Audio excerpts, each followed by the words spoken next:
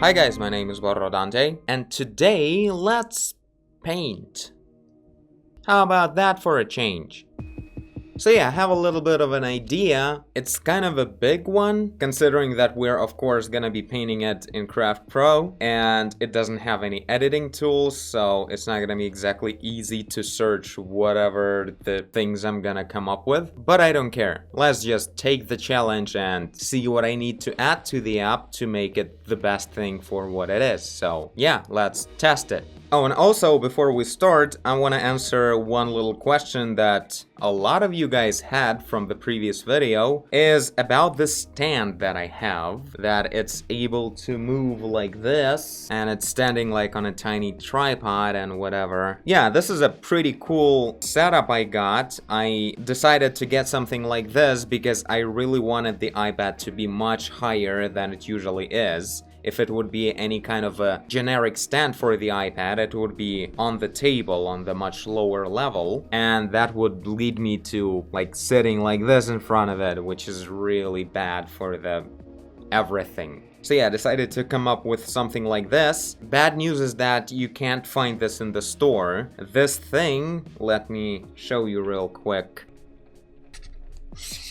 Here. It's actually made of 3 very separate parts, and the middle one is actually a part of a semi-professional video tripod, the one that is actually supporting the camera that is looking at me right now. Since I never rotate it, I just removed the heading part that is responsible for rotating things around, and I connected this. This is just King Joy, whatever that is. The other 2 parts, I think they're from AliExpress. This is a simple tiny tripod for your phone or something like that. I was just looking for something like this to hold the whole structure. And yeah, the top part is this. You can find it on AliExpress or wherever you wanna look for it. Just look up iPad Pro 12.9-inch stand, and yeah, eventually you will find something like this. I don't think I have any links for it anymore, it's been a while. So yeah, this is pretty much just a Frankenstein that I came up with some time ago. So yeah, now back to Craft Pro, still working on the version 102. Couple new cool features that I want to show you real quick before we start. Number 1, the biggest change is that now you can add any panel to the canvas. So now you can see these little dots to the left from the titles of the panels, so you tap on them and the panel's now here. I made this because I really didn't like the whole temporarily visible color picker when you hold your thumb on the thumb bar kind of thing. I think everyone will appreciate this kind of style much more, that you can move it around and resize and do whatever you want with it. It's way better. And yeah, you can add actual brushes in here as well, and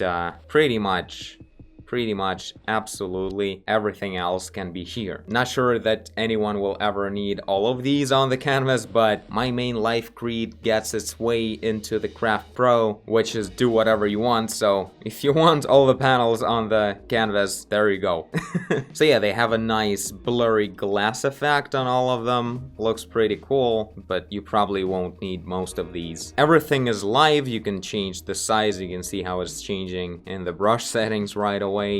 Also, by the way, a new thing, when you change size limits, it also affects the way the tip size slider looks like. So yeah, that's for the panels. A whole lot of cool polish added to the design, like the sliders look much cleaner now, and you'll notice when I swipe to the right on the panel screen, the panel that was outside of the screen bounds, it actually appears after you swipe. So if you just do this a lot, the Welcome to Craft Pro panel will never actually load, so it's kind of much easier for all the things this way. So yeah, you can work like this, and now double tap doesn't hide the thumb bar extension. What you do to hide everything is just swipe from the edge. Now everything will be hidden, like canvas interface hidden. So you can still use the thumb bar, but all the panels are gone from the canvas. You can just get them here this way, or you can just close all of them if you want. Another cool new feature is that now you can double tap and hold on the thumb bar to change the flow of your brush. So you can make it very transparent. or very opaque by just double tapping and swiping a little bit. Some of you guys were asking for some kind of quick way to change the flow of the brush with a thumb bar. Now you will have it when 102 version will be released. A new cool animation on canvas mirroring, and I think the last big new features that I have here is that when you swipe down with 3 fingers to clear canvas, you get to choose to which color you want to clear it. So you choose yellow and you get this. Also, you can pick color from the canvas and it will actually change colors for the clear canvas panel instead of the brush. Yeah, I think that's pretty much it for the actual improvements. Not a lot of stuff, mostly is just tweaks for the interface. Now, what you're looking at right now, this artwork, is a quick little study I did while I was sitting in a line for the doctor's appointment. It took a while, so I was like painting this for half an hour. And could I possibly not add the death standing in the hospital?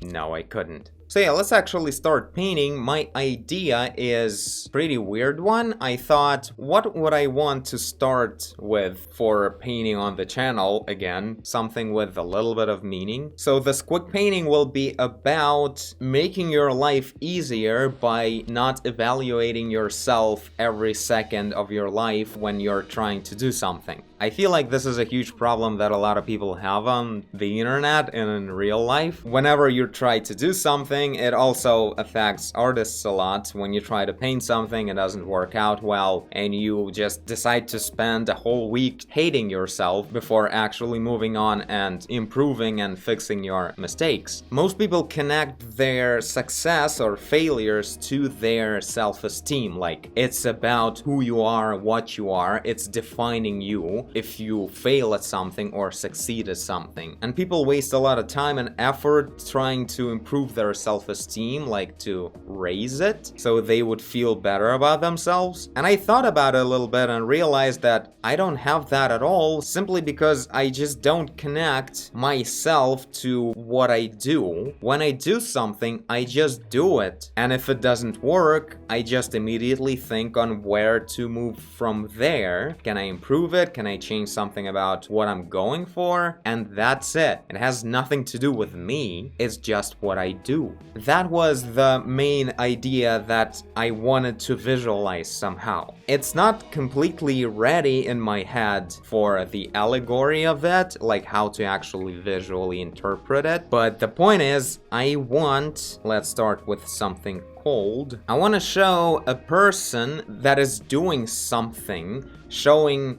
the action. Not something specific, but the person that is involved in some kind of activity using a huge amount of arms. They have a lot of hands, and all of these arms, I'm smiling a lot because I'm coming up with it at the moment. I was actually going to say something else, but it's already different. All of these arms are occupied because the person is holding a lot of mirrors to look at their face, like to look at themselves, to evaluate what they are, instead of using these arms to do something. Something like that. Yeah. Now I'm gonna finally shut up and start painting, and then I'll tell you what happens.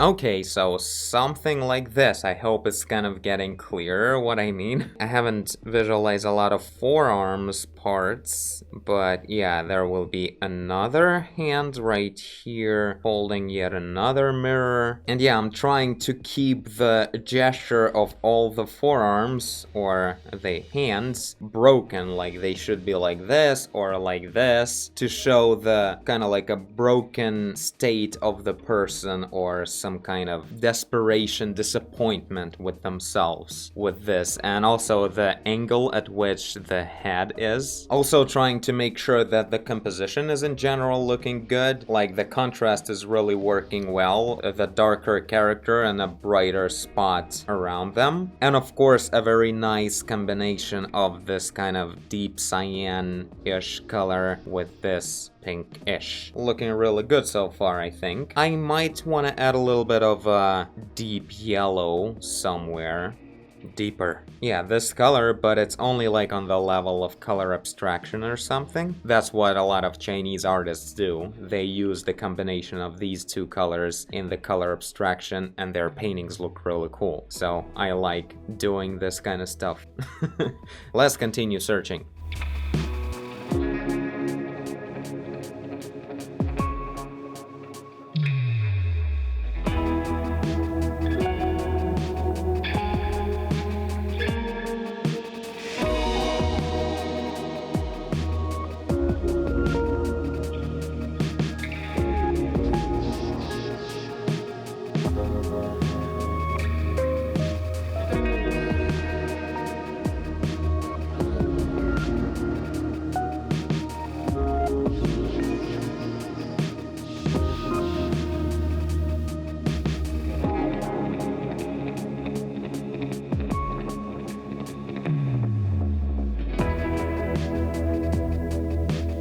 Okay, so I've got really into it for a little while to not turn this video into how to draw an owl. Let's make some notes on the technical side, right? So I decided to add the light source from this angle, right? So it's hitting from that direction somewhat in this kind of spot, like this, or even narrower maybe. I chose not to light up the face with it, so it would be like darker to make the character look a bit more feeling down, being negative. So yeah, this lighting, I think it worked really awesomely. So what I did was I was like making some math in my head while I was painting. So the light is hitting like this, then it's reflecting all over the place from this spot, right? And all the surfaces that are facing it will be catching this light in a higher saturation and a bit closer to red. That's usually what happens when a pink object is reflecting colors on itself. The color becomes a bit more red. Plus, I kind of made this light source a bit warm. So when it's reflected from the surface, the pink light is a bit warmer than just the color of the skin. So that's why it becomes a bit more red. And yeah, that was the main trick. Aside from that, I turned all of these color abstractions, cyan and yellow colors, into kind of like a fog that is finding its way in between a whole bunch of these stones everywhere. So it's looking kind of cool, three-dimensional and colorful. Oh yeah, this looks pretty cool with this lighting. I like it. So yeah, right now I want to work on the face a little bit, and that might be it for this episode. In the next episode, we'll move to detailing this in Art Studio Pro in higher resolution and with all the great tools that Art Studio has. But for now, let's continue and work a little bit more on defining some of the details that I want to see in here today.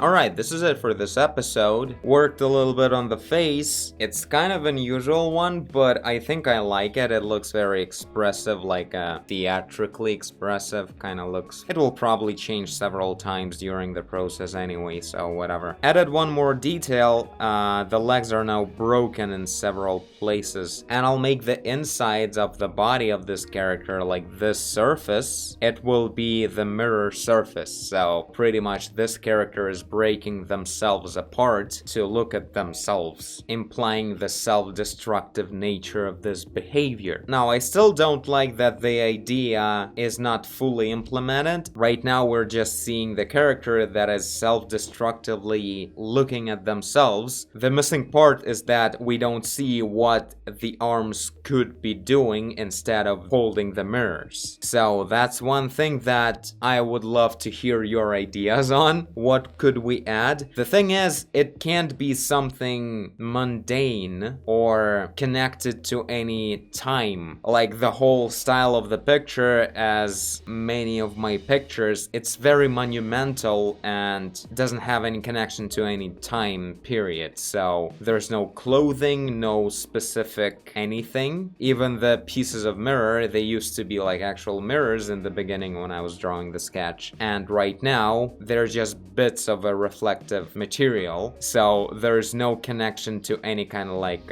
civilization or anything. So I can't even imagine what could it be, like something very conceptually visualizing useful work. So that's quite a challenge to figure out, but we'll work on that in the next episode. For now, tell me guys what you think about the process, about the new features of Craft Pro, about how I did, and about your ideas on this concept of a useful work that is not being done while the character is busy hating themselves. And I thank you for watching. If you did, I guess you did. If you're here, leave a like and subscribe. Tell a friend. Never ever ever do the duck face. Do whatever you want, except for the duck face. And I will see you in the next one. Bye!